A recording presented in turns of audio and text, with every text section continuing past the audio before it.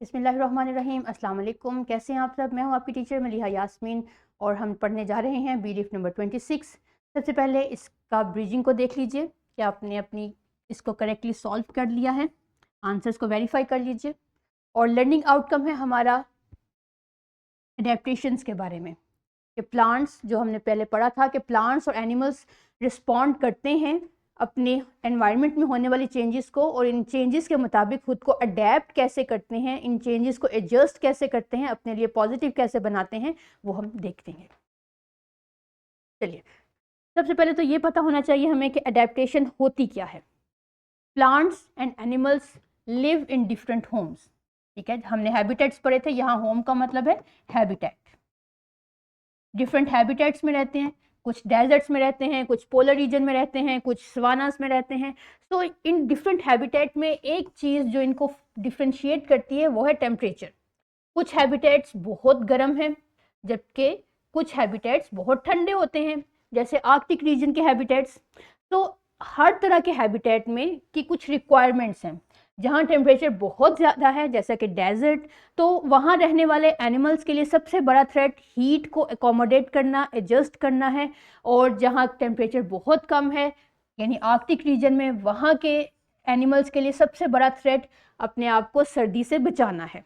तो अगर कोई एनिमल इन चेंजेस के साथ अपनी बॉडी को अकोमोडेट कर लेता है तो हम कहते हैं कि वो अडेप्ट हो गया है अपने एनवायरनमेंट में। तो यहाँ से हम अडेप्टेशन की डेफिनेशन करते हैं कि an adaptation is a special body part that helps a plant और एन एनिमल और humans to live in its specific home. कोई भी फीचर जो हमारे एनवायरनमेंट के साथ हमें कोप करने में हेल्प करेगा वो हमारी एडेप्टेशन है। ये फिजिकल फीचर भी हो सकता है हमारा, और हमारा बिहेवियर में भी चेंजेस आ सकते हैं। तो आज जो हम पढ़ेंगे एडेप्टेशंस वो डेजर्ट एनवायरनमेंट के लिए हैं और आर्कटिक रीजन के लिए हैं।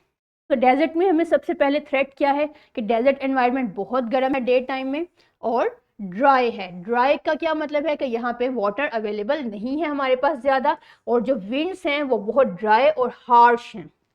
तो यहाँ पे दो तरह की अडेप्टेशंस, तीन तरह की अडेप्टेशंस यहाँ रहने वालों को होनी चाहिए कि वो हीट को मैनेज कर सकें और अपने फूड को अवेलेबल बना सकें, या जो स्केर्सिटी ऑफ फूड है वाटर ना होने की वजह से उसके साथ अकोमोडेट कर सकें। अब कौन कौन सा प्लांट यहाँ रहता है? कैक्टस, आप बहुत अच्छे से इससे फेमिलियर हैं। कैक्टस क्यों रह सकता है डेजर्ट में? क्योंकि ये प्लांट कम पानी में भी सरवाइव कर सकता है। कैसे? दो तरीके हैं इसके पास कि इसके जो लीव्स हैं वो मॉडिफाई हो चुके हैं स्पाइंस में। अमूमन जो आपने प्लांट्स हमारे जो प्लेन एरियाज हैं उनमें देखते हैं, ग्रासलैंड्स में भी, कि लीव्स हमारे ब्रॉड शेप्ड होते हैं यूजुअली इस तरह के। लेकिन और लीव्स का क्या फंक्शन है कि वो फूड मेकिंग करते हैं और फूड मेकिंग के बाद जो एक्स्ट्रा पानी है वो रिलीज आउट कर देते हैं। अब डेजर्ट में चूंकि पानी पहले से ही कम है तो कैक्टस के ये लीव्स इसीलिए स्पाइन में मॉडिफाई हो चुके हैं कि ये पानी में का जो ट्रांसपिरेशन रेट है उसे मिनिमाइज कर सके, यानी वाटर लॉस को मिनिमाइज कर सके। इनकी दूसरी अडेप्टेशन ये है इनका स्पॉन्जी स्टेम। स्पॉन्जी स्टेम को होने की वजह से ये अपने अंदर वाटर को एब्जॉर्ब कर लेते हैं, स्टोर कर लेते हैं, और फिर इसी वाटर से जो अपना मेटाबॉलिज्म है उसे कैरी आउट करते हैं। अब ये जैसे एक स्पॉन्ज है वो अपने अंदर बहुत ज़्यादा पानी को स्टोर कर सकता है, इसी तरह से कैक्टस का पौधा भी अपने अंदर अपने स्टेम को फ्लैशी बना लेता है, जूसी बना लेता है और पानी को स्टोर करता है। ये पानी इस प्लांट के लिए भी बाद में काफ़ी लंबे अरसे के लिए काफ़ी होता है, और दूसरे बहुत से एनिमल्स भी इस पानी को यूज़ करते हैं अपने फूड वाटर सोर्स के तौर पे।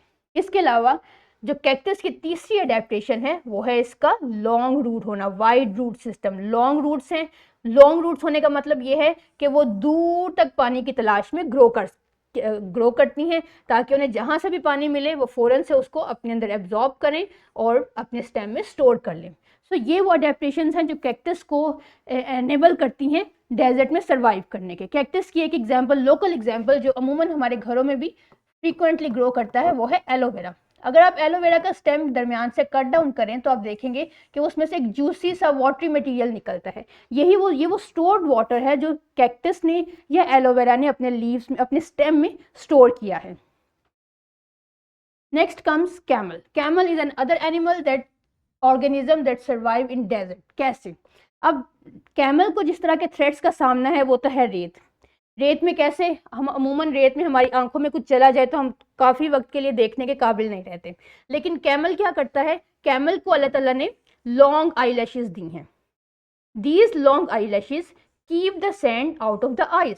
ये फ़ौरन से अपनी आइज क्लोज कर लेगा और अपनी लॉन्ग आई लैशेज की वजह से ये सैंड जैसे इससे दूर रहेगी। दूसरा कि जब सहरा में तेज़ हवा चले और सैंड ड्यून्स मूव करें तो वहाँ से कैमल अपने नॉस्ट्रिल्स को क्लोज करने की एबिलिटी रखता है। इन नॉस्ट्रिल्स के क्लोज होने की वजह से सैंड इसके बॉडी में या नाक में नहीं जा सकती। एक और एडेप्टेशन है कैमल का हम्प। इसके हम्प में ये एबिलिटी है जिसको हम उर्दू में कोहान कहते हैं। इसके हम्प में ये एबिलिटी है कि ये वाटर को स्टोर कर सकता है, फैट स्टोर कर सकता है, फूड स्टोर कर सकता है फॉर मंथ्स। अगर ऊंट को काफ़ी अरसे तक पानी ना मिले तो ये सरवाइव कर सकता है क्योंकि इसकी बॉडी में प्लेंटी ऑफ जो रिसोर्स है वो वाटर का मौजूद है। अब रेत पे चलने के लिए भी इसके पाँव को अल्लाह ताला ने फ्लैट बनाया है, वाइड पाँव बनाए हैं ताकि रेत में वो इजीली चल सके। सो ये वो अडेप्टेशंस हैं जो कैमल को डेजर्ट की हार्श एनवायरनमेंट में रहने के काबिल बनाती हैं। Next is Arctic. Arctic is freezing region जहाँ पे टेम्परेचर बहुत कम होगा। तो यहाँ का सबसे बड़ा थ्रेट इसका इंटेंस टेम्परेचर है, इंटेंस कोल्ड है, और इसी इंटेंस कोल्ड की वजह से यहाँ पे स्केर्सिटी ऑफ फूड है क्योंकि प्लांट्स अमूमन इंटेंस कोल्ड में ग्रो नहीं करते। तो यहाँ पे जो एनिमल्स हैं वो है पोलर बियर। इसमें को अल्लाह ताला ने थिक फैट से नवाजा है। थिक फैट इसमें एक ऐसी अडेप्टेशन है जो इसको वार्म रखती है और कोल्ड टेम्परेचर से बचाती है।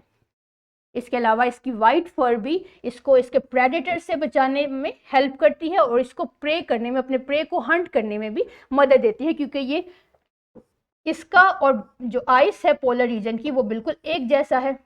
तो इस वजह से ये अपने प्रे को दिखाई नहीं देता और प्रेडेटर को भी, और प्रेडेटर ये अपना फूड हंट इजीली कर सकता है। Moreover polar bears have wide paws like camels. These paws are big. They can walk. Due to this reason, it can walk on the snow easily. ये slip नहीं होता अपने pause की वजह से, वाइड पॉज की वजह से। इसके नॉस्ट्रिल्स स्विमिंग के दौरान क्लोज हो सकते हैं, ओपन हो सकते हैं, जो इसके स्विमिंग में हेल्प करते हैं, और ये काफ़ी लंबे फासले तक स्विम कर सकता है।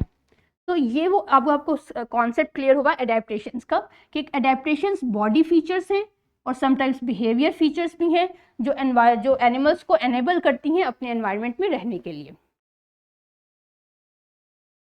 Next comes the formative check. For formative check you will go through your textbook as well as your workbook, and you will solve the Thrive or homework on your workbook and submit your teacher. It was all about the adaptation in desert and cold region. See you in the next class. Allah Hafiz.